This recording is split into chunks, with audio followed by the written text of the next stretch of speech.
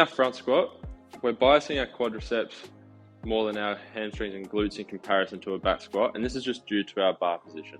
So that's why using our front squat is an effective exercise, because we get to bias our quads more than our hamstrings and our glutes compared to the back squat. So firstly, our setup.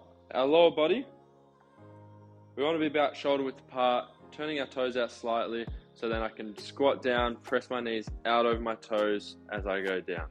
That's all we need for our lower body. From there, it's all about our upper body position, and this is really important to be able to complete the movement effectively. So firstly, our bar position and our grip for the bar. We have two options. The beginner's option is our cross grip. So we're going to sit the bar on our shoulders, lift our elbows up nice and high so they've got a platform to sit on, and then we're just going to take our hands across to our shoulders and hold the bar in place. Okay. Now the reason we do this position is because people can't always get into the rack position just due to wrist flexibility. So this is our rack position, and this is what we prefer our athletes to get into if possible. So from here, we're up into our rack position, pressing our elbows nice and high.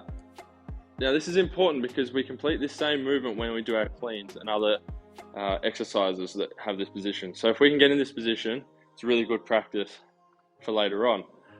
So note here that I'm not actually gripping the bar with my entire hand. I'm not creating a fist. I'm just letting it roll back onto the ends of my fingers and pressing my elbows up as high as I can. Again, also, it's not sitting on my throat, so I'm not strangling myself, stopping myself from breathing.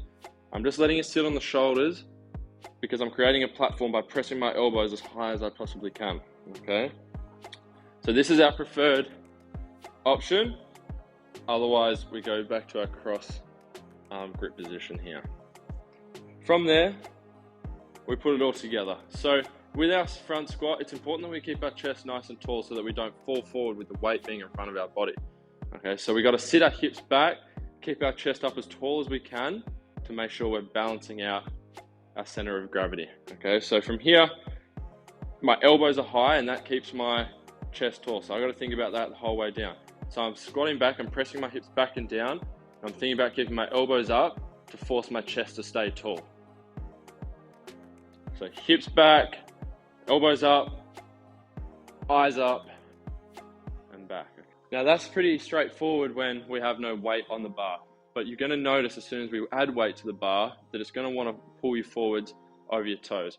So that's when we really got to sit our butt back, sit into our heels with the weight and the pressure, and keep our chest up and our eyes up and our elbows up to the sky. Okay, so here's what that looks like with a little bit of weight.